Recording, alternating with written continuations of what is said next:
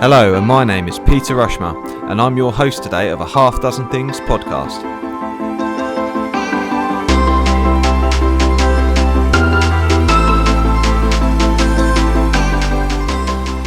A Half Dozen Things is a podcast for business owners and professionals just like you.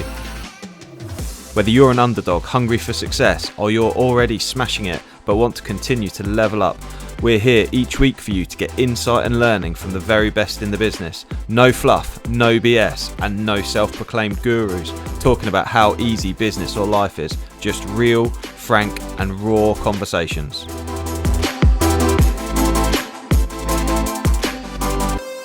Hi everyone, really excited to have Michelle from Eparaplan join me today. Hi Michelle, how are you? Hi, I'm good, thanks. Awesome.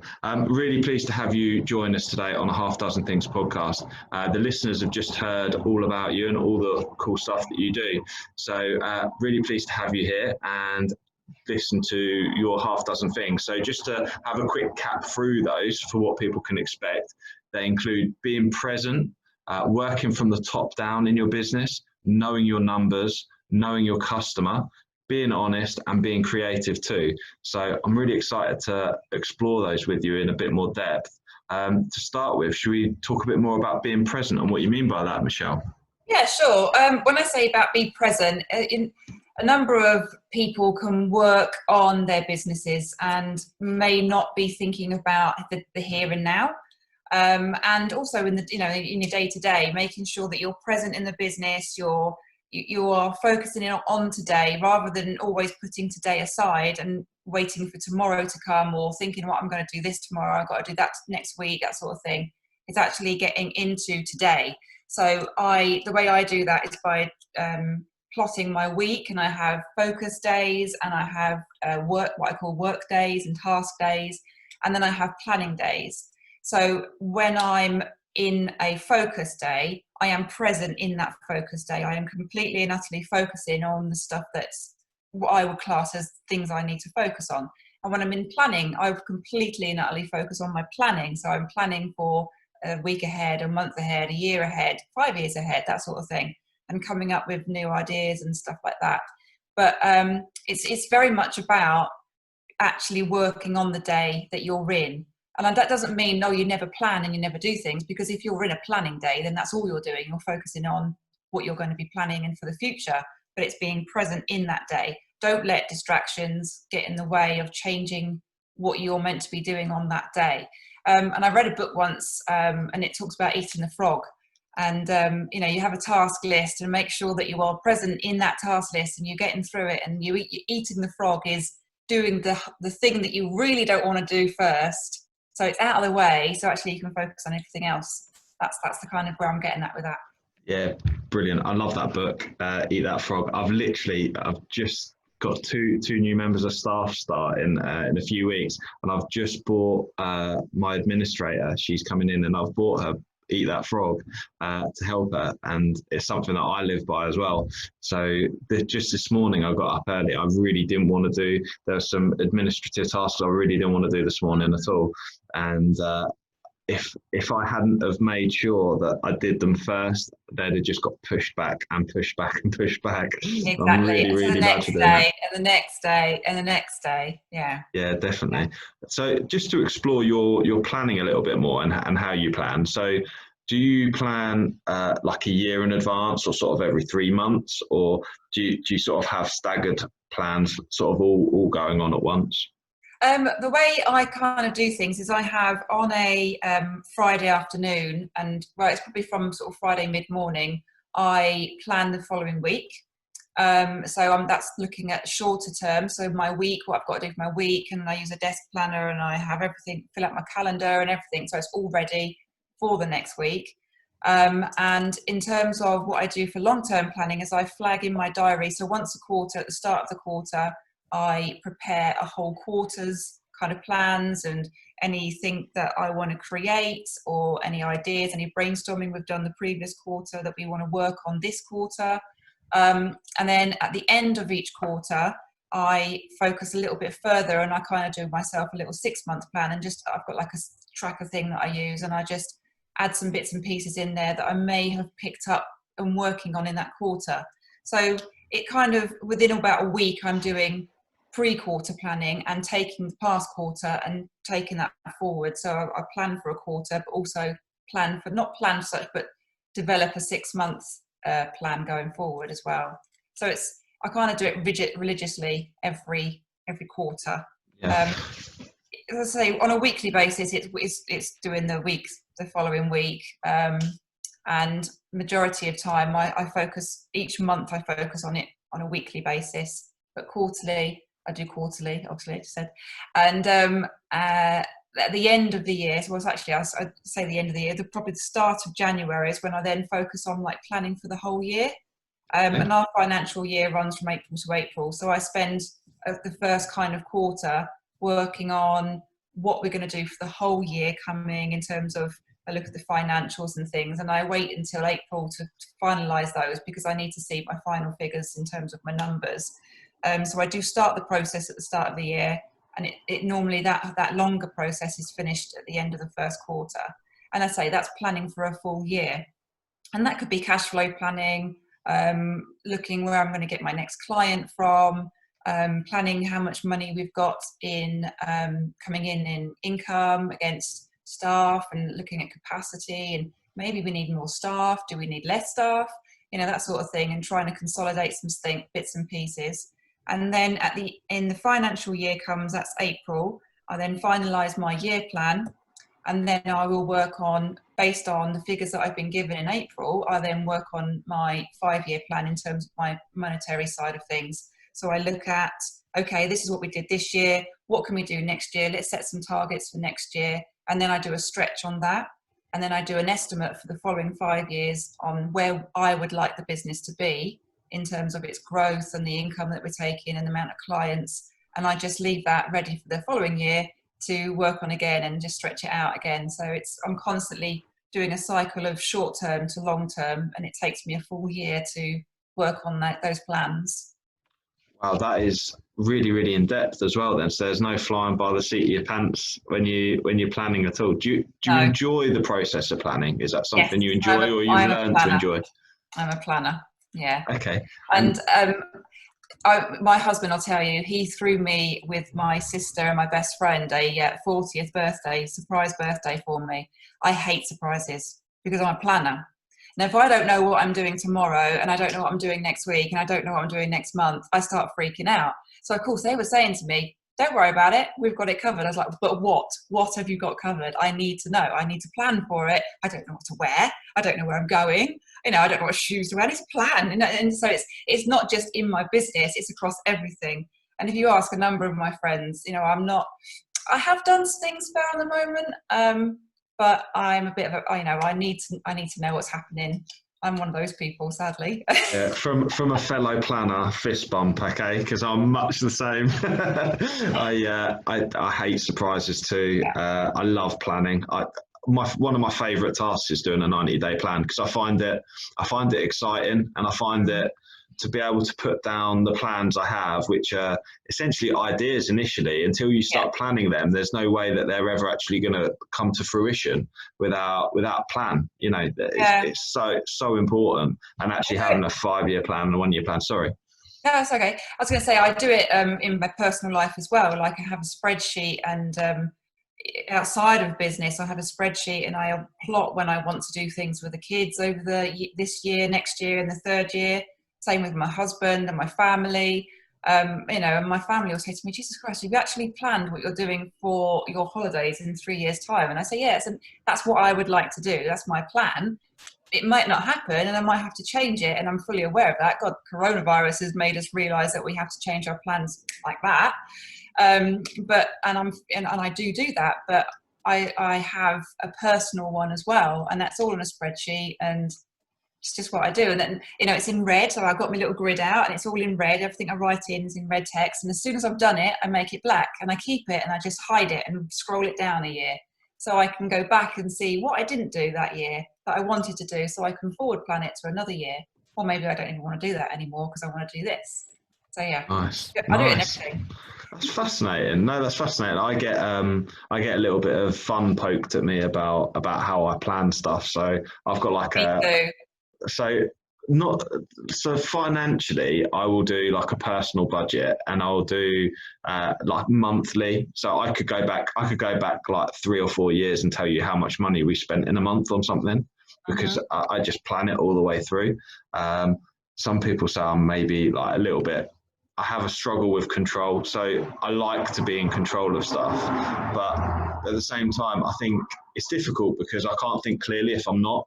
At the moment, I'm going through quite a bit of flux in my business where we're over lockdown. I've been replanning and re-strategizing. Quite a lot has gone out the window, and I'm replanning. And actually, it makes me feel a little bit out of control if I've not got the plan clear enough. And I find that really, I find a struggle being productive if I've not planned enough. Yeah, I get that. I totally get that. Wow, kindred spirits here. Right, cool. So you heard here, and then being present. So one of the challenges I have, and I suppose this is probably a bit cathartic actually speaking about it, because I've not spoken so much in depth about the amount I plan. However, I really struggle to be present. That's something I actually struggle with because I forward plan so much. You know, even down to like the weekend, for example, I'll be like to my wife, what are we doing this weekend? And she's like, why have you got to plan everything? And I'm like, well, I quite like to know where we're going and what time, so that I can make sure that I'm productive or what have you, where I need to be. And actually, I do struggle to be present because I'm always thinking about what's coming next. Do you have challenges like that? I do, which is why one of my mottos is to be present, because if I don't focus on making sure I'm present, then I am too busy looking forward and trying to focus on what's coming rather than what I should be doing. And that comes down to procrastination. And in the past, I was a massive procrastinator. I would literally make a list of things, and things would just be pushed on and on and on and on. And then I started the frog and stopped procrastinating as much on certain tasks that I really didn't want to do, that I had to do, and just got on and done them. And then it made me realize that actually I still procrastinate and I still need to focus on today. Stop looking at tomorrow and thinking how I'm going to do what I'm going to do tomorrow or next week, because today needs my focus. At the end of my day, yes, okay, let's have a look at tomorrow. Let's have a look at the diary for tomorrow, but let's focus on today and making sure the time I've got today is on today. Because otherwise you're not really, if you've planned to do something on, there's that word again, plan. If you plan to do something on a Monday morning and you're too busy thinking about Tuesday morning or Tuesday afternoon, then you're not fully in that task that you should have been working on Monday morning. So that's why I am still guilty of it a little bit, but I have really tried to drill down and be present on each part of the day that I'm working on. Fantastic. That's I know I've digressed a little bit from your point, which was being present, but you enable yourself to be present through the planning that you do. I always find I have this challenge, and I've recently started planning for the week, similar to you do. I'll plan the week ahead, and that's something quite new for me. I used to have a to-do list, and then I'd just work my way through the to-do list. But I had a similar challenge, which probably shows sort of the journey I'm on my development. But I had this challenge where I'd push the hard stuff down. So if I do the hard stuff and make sure it's planned out when I'm going to do it, I find I work best in the mornings early. So I'll put the tough stuff at the beginning of the day, and then the rest of the day is relaxed. But I have this little weird tendency where I'll get the day's stuff done, and I feel like I'm not quite ready to switch off, so I'll start on tomorrow's. I don't know if you find that too. Is that? I'm smiling. That resonates, right? Yep. Wow. So hopefully the listeners will maybe resonate with that as well, but cool. So we'll move on to the next area, which is working from the top down, developing an organisation from the CEO and work down to complete an organisational chart.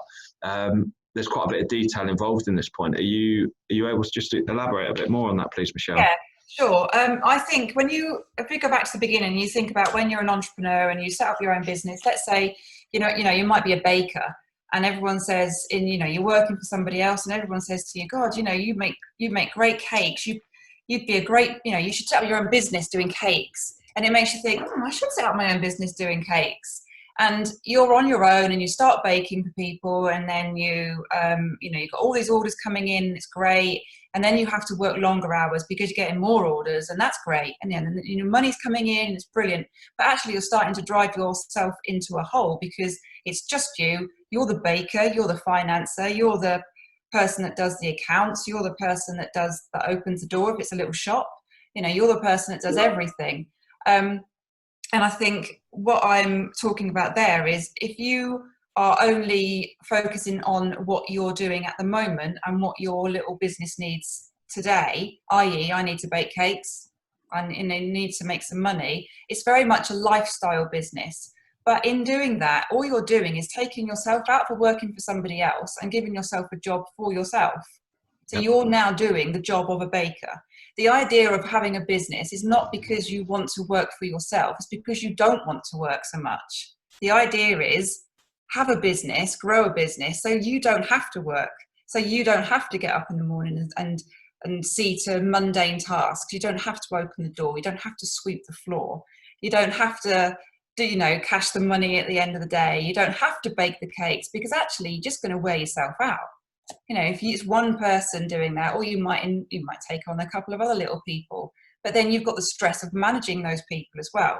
So if you're only focusing on the start of the business and growing it out like that, you don't focus on the positions that you might need later on, and you don't focus on where you might need to take somebody on to do certain jobs. So my motto is, rather than, if you're a baker and you are thinking, oh, I want to set up my own business, don't set up a business giving yourself another job, just working for yourself.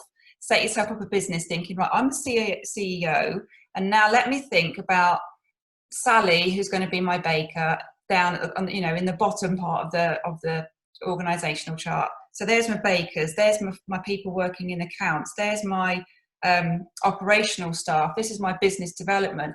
And you create yourself an organizational chart for a massive bakery, Greg's, I'm talking a big company, and you create this company. And it may be that you're the CEO, you're also the MD, you're also the operational director, or whatever you want to call it. And any of those positions, you will be fulfilling those positions to start off with before you've grown enough to be able to take on new people and stuff.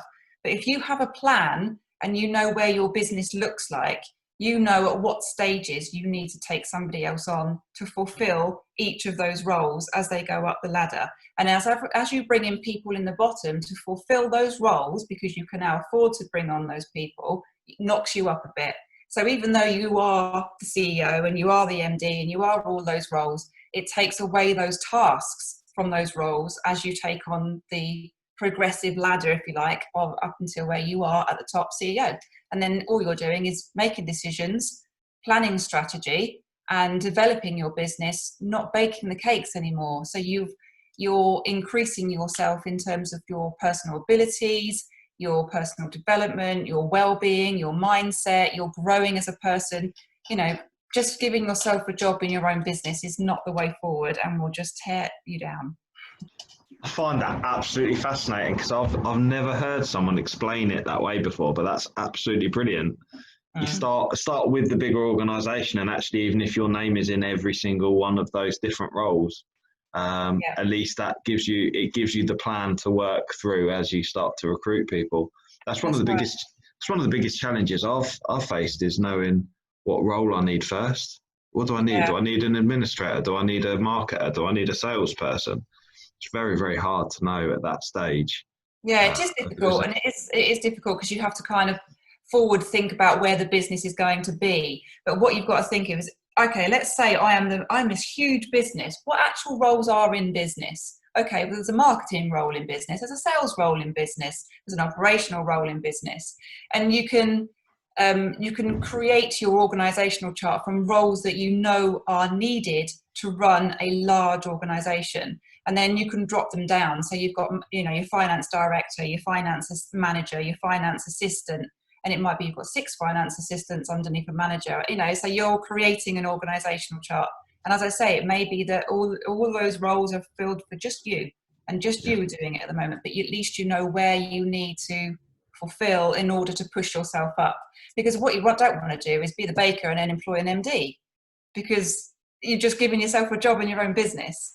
At the end of the day, no one wants to work, really, do we? Just want to go out and play golf and go on holiday and stuff.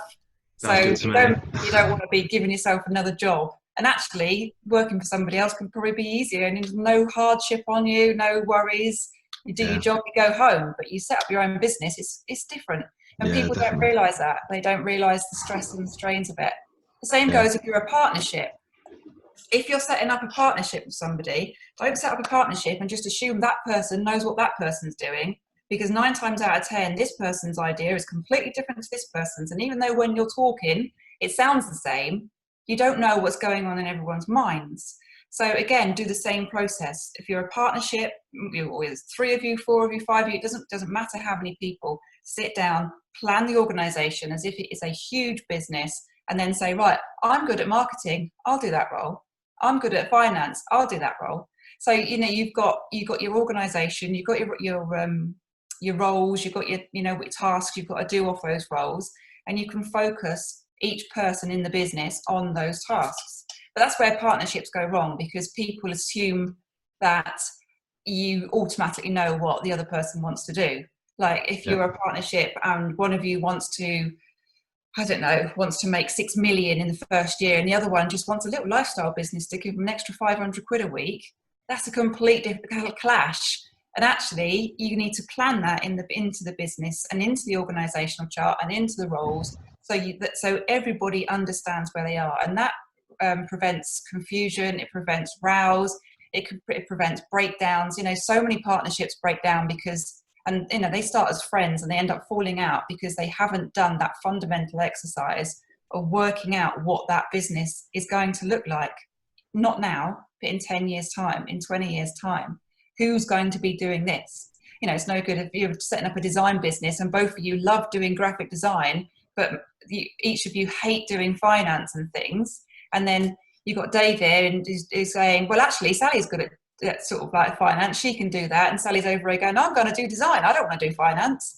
And they don't express it. But if you do an organisation chart and then you're sitting down and you go, right, we've got finance, marketing, blah blah blah blah blah, and they say, oh, Sally, do you want to do finance? No, I bloody don't want to do finance, thank you very much. So then they know right at the start that's not a thing for Sally to do. Sally wants to do design like me. So then you can plan around and work around it. Absolutely.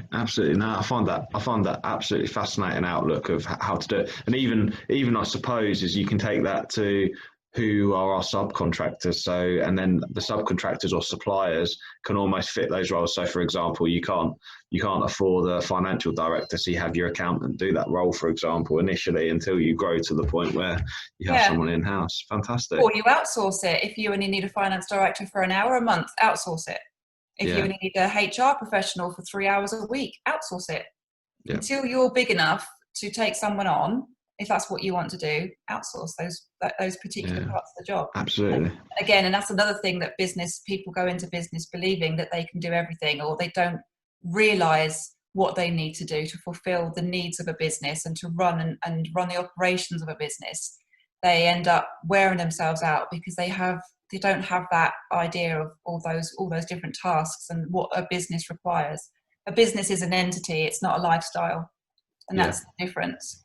100%. Yeah, people find themselves quite attached to personally, don't they, to the business, and like you say, you have to have that detachment of it being an entity. And just sort of my final question on this area then, how far through your original organisation chart for your business now, how far through that are you working now? Are you nearly at that point, or are you?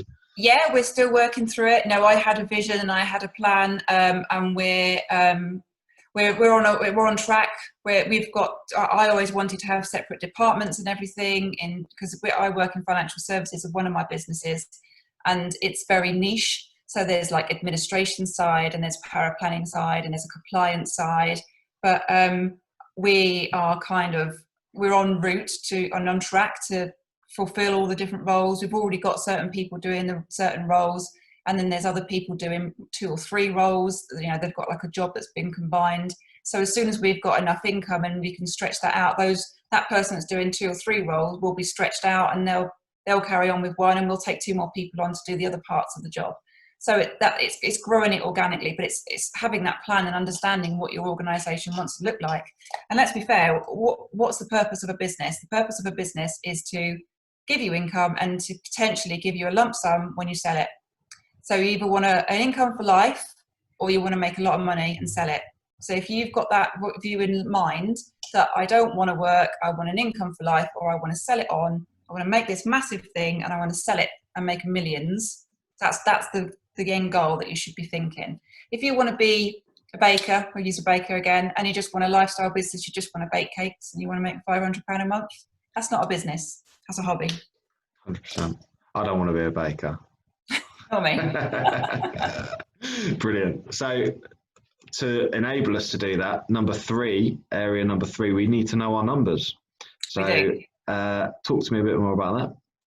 I put know your numbers down because I think a lot of people don't forward plan what the business is going to need in the next week, quarter, next year, that sort of thing. And I think and I also think that a lot of people don't plan their targets and what income they want to receive. They're just, they're happy just making money in the today and the now. But I think if you know your numbers, you know what you want to achieve, you know where you want to go, you can break it down by product. If you sell a product, you can break it down by client. If it's clients that you're a services industry, and you can, if you know where you want to be, you can break it down, and then you can really dig deep and you can find out how you're going to develop these bits. So let's say, for example, trying to think of an example. Let's say I've got another business selling planners, for example. Funny enough, I've got another business selling planners. Yeah.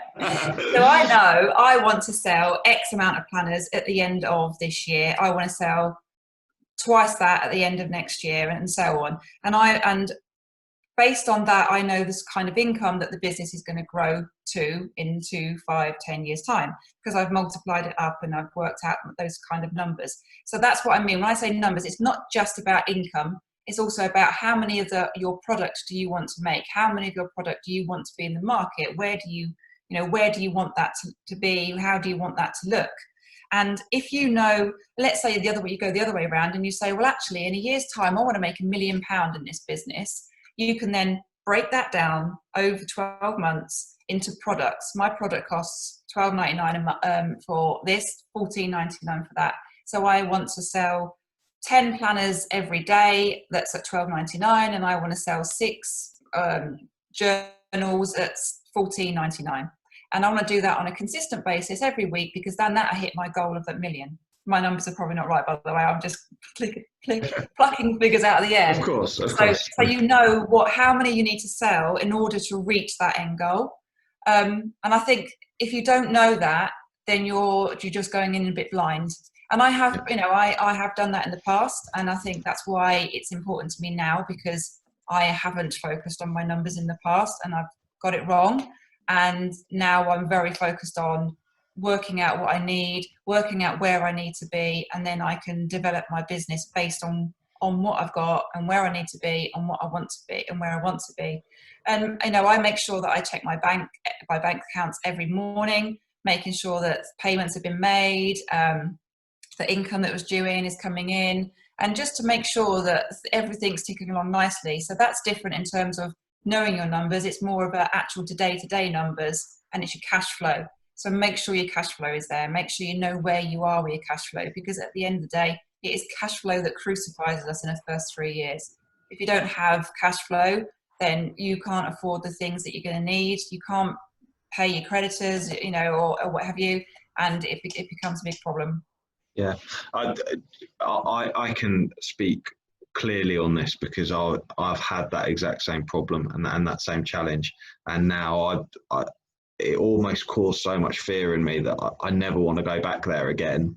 That I plan so frequently. Interestingly, this morning I met with my accountant, and we were going through our cash flow forecast for the next year, because I've just added headcount, and I wanted to know exactly how many first aid courses, how many mental health courses, how many consultative clients I needed to be able to ensure that we've turned over enough money to pay our tax liability, our national insurance, all our overheads, to ensure that I've still delivered profit at the bottom as well. And it can be quite a challenging and complex thing to work out, especially when you've got cost of sale as well. And I'd certainly recommend someone initially, I suppose, once you have the models in place for the business, Mm. then it's sort of a forward planning exercise, and the numbers just grow and get bigger, don't they, over time? Yeah. But I think initially when you're in your infancy, it can be a bit of a challenge. Certainly October last year, I had a real challenge where I'd started with some capital. We didn't start the business with lots of capital at all, but we'd started with some capital, and I'd invested in marketing and all the things that you need to invest in to get the business off the ground.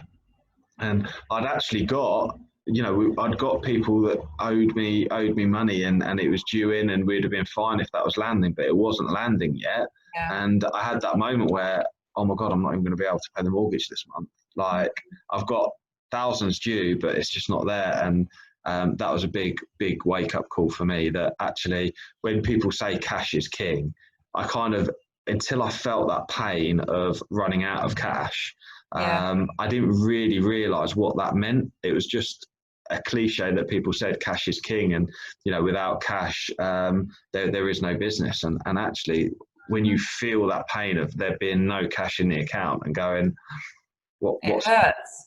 Yeah, it's so painful. When you can't pay your wages, not your wages, but your staff's wages. You're exactly. like, oh. Exactly. Yeah. And that's exactly that. And it was that pain which has driven me to sit with the accountant today. New team members are starting.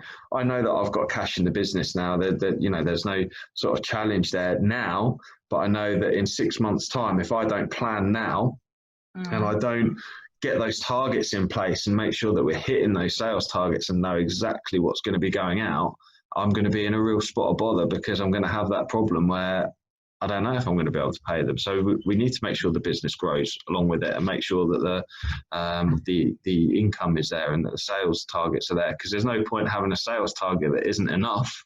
Yeah, exactly. So brilliant. Thank you so much for that. So moving on to our fourth area. So we know our numbers. We've sort of sorted out the organisational chart. So the next thing, which is a natural step for me as well, completely understand why you've put this forth, and that's about knowing your customer. Mm-hmm. Yeah, knowing your customer and knowing your client. So this is a big one in terms of knowing some people call them client avatars. Some people just know who your client are, or who they are. So it's about understanding who they are. What's the demographics of your client? Who are you actually aiming your business at? Because you can't aim at everything at everybody. And this has been a bit of a flaw of mine in the past, particularly with a planning company. I'm like, well, everyone needs a desk planner. Everyone needs a to-do list. Everyone needs a journal. But actually, not everyone wants mine, because mine are really girly, and they've got like a boho style, and they've got trees on and moons on, and men don't want those. I'm so disappointed. I'm so disappointed, because I was going to ask you about your planners. Well, because of that, I have decided to start making bespoke ones now, which we do now. We do make bespoke ones. And lots of men have been ordering them bespoke, because they can create their own colours, their own business logos, that kind of thing. Awesome. And they work quite well. And we've taken all the graphics off, all the pretty little flowers and things like that. Yeah, they've all been taken off. But it just goes back to knowing your customer. You need to know who you're selling to. You need to know who your person is that you're speaking to at the end of the phone. You need to have an understanding of who they are, what they want, what's their needs, and what's their end goal.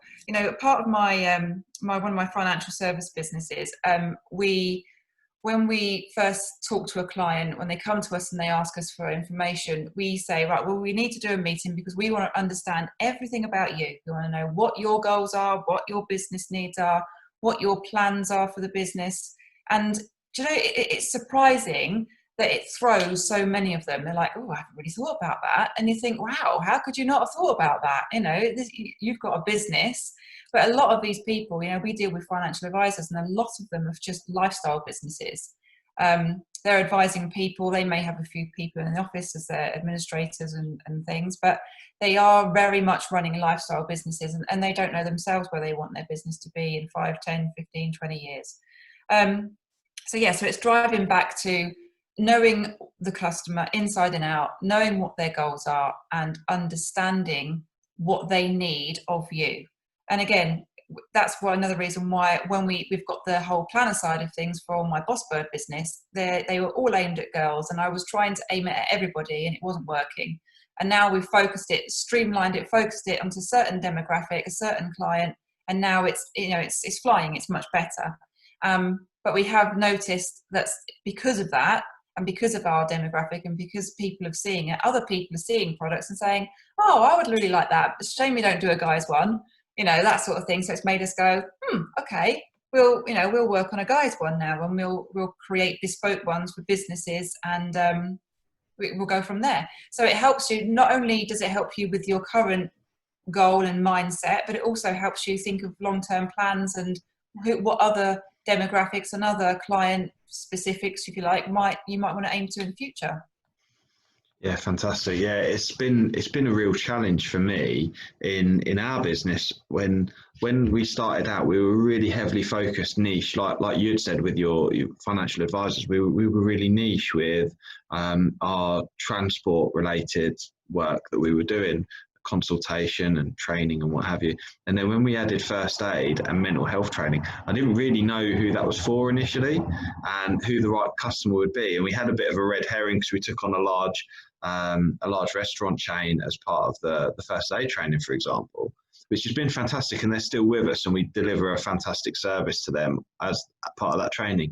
But all of a sudden I then started to digress and go, well, actually, maybe restaurants are our customers. So off I went. And in reality, that customer works really well because there's a great personal relationship.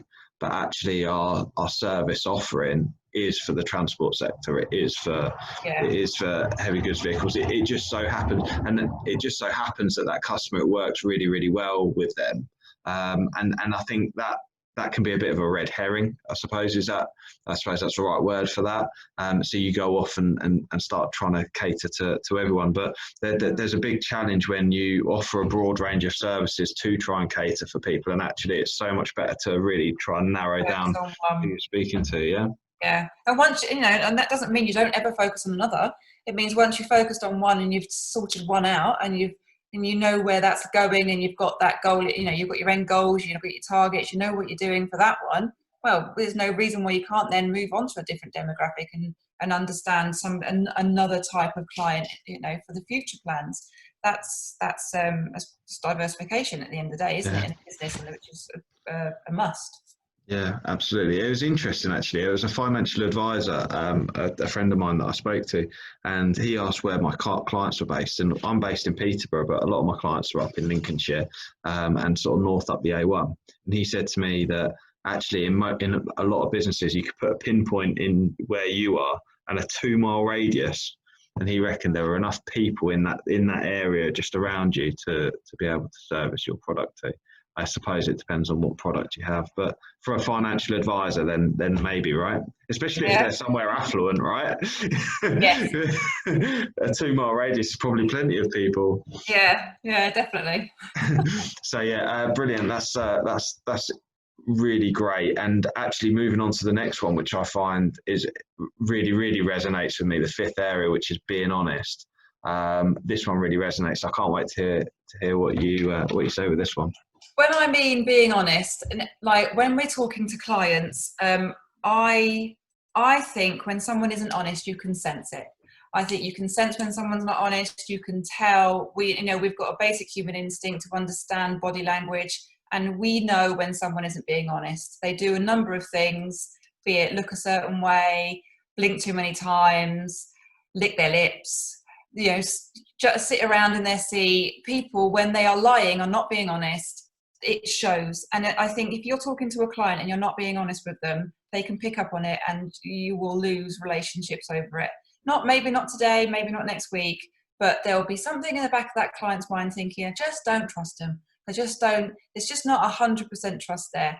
But like with my clients, particularly in the financial service business, they're running their own businesses. So we're servicing businesses. If I see them doing something that I think could be done better, then I will let them know. So it's about being honest and coming forward with things, rather than saying, oh, they really should be doing it this way to the rest of the team or to somebody else in the business. It's saying, let's do it. Why have we not thought about doing it this way? Let's look at doing it this way, because this is the way that X, Y, and Z are doing it. They're doing it this way, and it actually makes much more. It's much more efficient to do it this way, and just being honest in that terms. But I also think that being honest comes down to, we have quarterly meetings with our advisor clients, and a number of times I have to tell them off. And that sounds funny, but I do have to tell them off. And the only way to tell someone off is to be honest with them. I don't mean horrible, I mean honest. So for example, if one of my clients isn't being very compliant, rather than just carrying on and just servicing it and just dealing with it, I will be honest in a meeting and I will say, you are not compliant. What you're doing is not compliant. That is not right. So let us help you be compliant. Let us develop this process, or let us work on that. And it's about sharing your knowledge in an honest and efficient way to make sure that clients really warm to you. Because if a client thinks that you are there for them and you're really focusing on them and their business, and you're not lying to them and you're not like hiding things from them and stuff like that, then you'll have a relationship for life. If I've got one client that we've had since the business started, he's an Australian guy and he's absolutely lovely, but if you do something wrong, he is a horrendous. He will come down on you like a ton of God knows what. But a number of times you hear people say, oh, let's just not bring up this, let's just not say it. And you could probably sweep certain things under the carpet, but actually I go on the basis of something will always be found out. If you sweep it under the carpet now, in a year's time, someone will find out what you've done and they'll realise. So it's a question of, do you know what? We've done this wrong. We're really sorry. We're going to fix it. We've done it wrong, but we're telling you because our morals in our business is to be honest. And I think that's another side of the whole being honest side of things. It's being honest with the client in terms of helping them in their business and helping them what they need, but also it's about actually holding your hands up when you do something wrong and saying, I've done this wrong, but we can fix it and we're really sorry, rather than just hiding things. And I think if you're a member of staff in a business, and I think a number of times you think, oh God, I can't possibly let someone know that I've done this wrong because I'll just leave it. And then one day I'll leave and they won't even realise. And then of course that person leaves. So they go on to grow or go on somewhere else, which employees inevitably do. And then you start working out that there were these things that they've done that are wrong, that they've buried and they hid from you. And rather than thinking, oh, what a great person, they've gone on to grow their development or anything, you start to think, what a pain in the butt. I've got to undo all this damage now. Why didn't they tell me? Because if they'd told me and they were honest with me, then I would have been able to work it out and it wouldn't be causing the problem it is now. And then it makes you think, well, I don't want to give them a reference when they get that a reference request comes in. It starts to feel a bit personal because they've hidden things from you. So one of our company cultures is honesty. If you can't be honest, then you're in the wrong job for us, because we are a group of people that are honest and we don't like people hiding things from us. And we're honest with you, so we appreciate it if you're honest with us. And that is the message we give to our clients as well. We're honest with you, so please be honest with us. And I've had recently a client not be very honest with me, and I've actually said to them, that wasn't very honest, and that's not part of our ethical values in our business. And our ethical values are honesty. And to be honest, that hurt my feelings that you wasn't honest with me. And they were kind of like, I'm really sorry. So it makes them realise that, the relationship is there for the two people. We're not just here just to take your money off you as a client, as a business service. We want to help you. Be honest with us. We'll be honest with you. Definitely. I think because you're in compliance as well, I think that's such an important part of what you do. I think fantastic timing, actually. I was having a conversation about feedback and giving evaluation on Friday last week. And one of the things we came up with was about creating a culture of transparency and honesty as well. And I suppose you must have a great relationship with your people and being able to give honest feedback, as well as your clients as well, to be able to be in that position to, like, no BS, just go, this is how it is, and lay it out. And we were talking actually about how that's utopia, because when you go to give people feedback, they need to know that you care first, because as soon as they know that you care, you're able to give like an honest critique or an honest opinion. if there's anything ingenuine there, then actually it feels like you're picking, for example, well, there's going to be a challenge. So I think that's so valid. And actually, one of my key clients in the business was a client when I used to work for someone else. It's not someone I've stolen, it was a different role in my corporate job. I used to work for a vehicle manufacturer, and I sold them vehicles before I went and worked in compliance to support them in what I do now.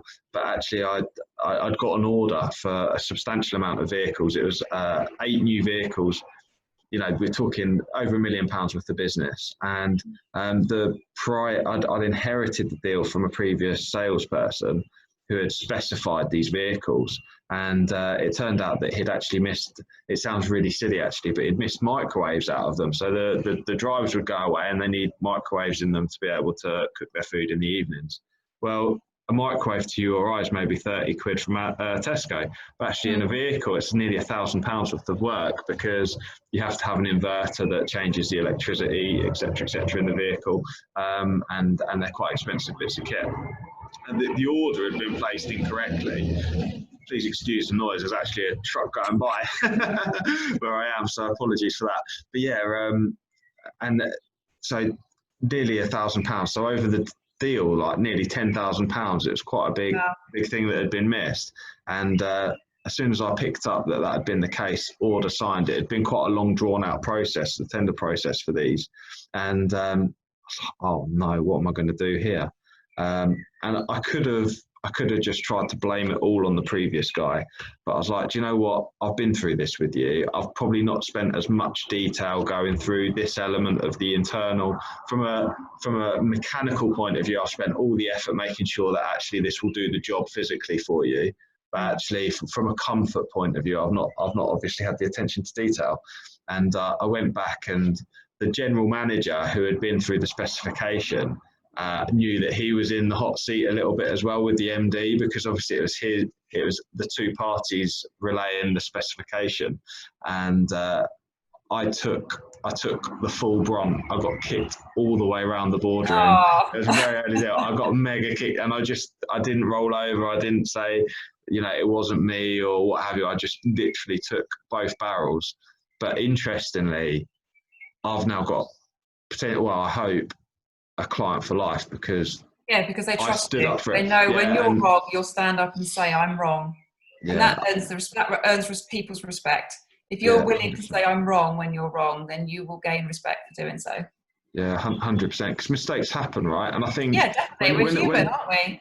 Yeah, when a mistake happens, I think people often see that. And we have a bit of a problem with blame culture in the UK, for example, but actually, when something goes wrong, that's a real good opportunity to demonstrate your skills and actually demonstrate what you're really about, and say, I'm not saying you should artificially manufacture a problem, because that's sort of disingenuous as well. But actually, when a genuine problem does occur, it does give you that opportunity to show how much you care and how willing you are to just go out of your way to make sure you put it right.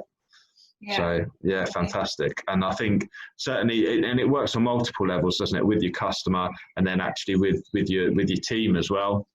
When you give people feedback, and we used to, in my old job, we used to talk about having the bad breath conversation, and it's always been a bit of a challenge. But I suppose if you've demonstrated that you care about people, and that it means something to you, that you can deliver that bad breath conversation, I suppose. Talking of which, I probably ought to have some chewing gum, but at least you can't smell me on the Zoom, so it's all good. So moving on to our final area, obviously being honest is so important, and we've covered so many other areas about building the business up. Now, being creative is vitally important, because that's essentially your solution. Are you able to just sort of elaborate a bit more on that, please, Michelle? Yeah, so be creative. Lots of people, they work on they don't work on their business as such. They work in it. They might do a little bit of planning. They might work on it a little bit, but they're not overly creative. They know what their business is, and that's where that's what they work on, and that's how they develop it. But what I'm saying is, when I say be creative, it's like sit down, get a bit of paper, and start to really be creative and really plan what you could do. Like, I run a financial services business. It's predominantly financial services. We do administration for advisors. We do paraplanning, we do compliance. But in order to diversify and to grow the business, we now offer a design service. So we offer design and creativity. We've just introduced a social media function. We've got a HR function. So it's be creative in what you've got. So let's go back to the baker. You may be a baker.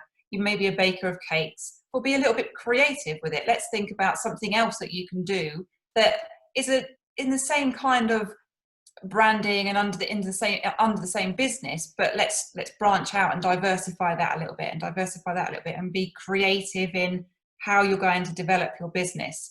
So it's very much about having brainstorming sessions with people and an open mind to new ideas, and get everyone in. If you've got a team of people, get everyone in a room or on a Zoom call as it now is, and let's all brainstorm about ideas and let other people's enthusiasm and other people's energy and other people's ideas come together and create a creation of what we could then develop in the future.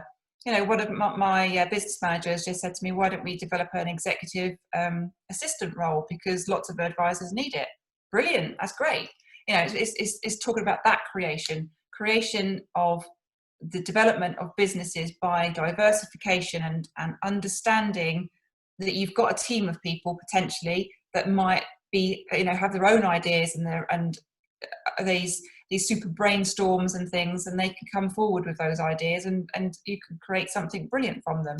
So it's about being open to creativity as well as actually planning and being creative as well.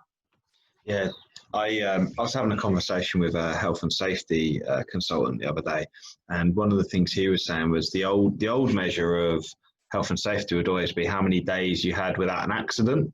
And actually, he says that the really forward-thinking companies are actually the ones that are talking about how many new ideas have we come up with as an organisation, how honest are we, bit honesty and creativity. I suppose the two things are really interlinked. And he was saying, rather than having this accident reporting culture and hiding things, then having the creativity around making things better. But what a great solution to, essentially we've all got blind spots, I suppose, and for someone to come up with a solution which will really benefit the business. For example, with the executive assistant, what a great opportunity that is. I like to think I'm creative, but I know that sometimes when I speak to other people, I think, why didn't I think of that? Because we don't, do we? We don't think of everything. No. And having people around us is so important, isn't it? Yeah, and that's why it's a good idea to get your team together, because you might have administrators that are doing an administration role. You're not doing that administration role. I'm not doing that administration role, or you as the MD might not be doing an administration role, and they might say, do you know what? We do this particular task every single day, and we do it this way. And actually, I've thought about it in my day to day, and I could do it quicker by doing this, and this, and changing the process a little bit. Well, I wouldn't think that because I'm not doing the job day to day. But listening to the administrator who could change that and create a new process in order to be creative in their role and to develop their role and to make the business more efficient, well, that's always going to help, isn't it? And so it's about listening to your team and having those brainstorm sessions and having moments when you can all get together and come up with ideas and things like that. I just think it's really important. Yeah, definitely. I think it's massively important. Michelle, we're nearly at a time already, and we've gone through a half dozen things which are absolutely brilliant, and I've resonated with every single one of them as well in one way or another. So I really appreciate you giving up your time to come and speak to me too. It's been absolutely fantastic. Are you happy to just share, if people want to find out more about you, can they find you on LinkedIn? How do they find out more about your planners, which sounds super cool as well? Sure. The planners are they're on Instagram and Facebook, and we've got a website. So the planners is the website is www.bossbird.co.uk. And again, if you want a bespoke, if you're a guy and you want a bespoke idea for your business, then we work with that coming up. There's one, yeah. And then you can contact me on LinkedIn. I'm just Michelle Wilson-Stimson on LinkedIn. But we've got Instagram for Boss Bird, which is the Boss Bird, and Instagram for Eparaplan, which is a financial services business, which is just Eparaplan. So we're on all social media, but I'll also give you some details on how other people can contact me via our websites and things. Brilliant. And thank you so much for joining us. Thank you everyone for listening in. Really appreciate it, and we'll catch you all again next week. Thank you so much for tuning in. We really appreciate your time. Please do follow me at Pete Rushmer on LinkedIn, or on Facebook, follow Flagship Training UK, and you can find us on YouTube too at Flagship UK.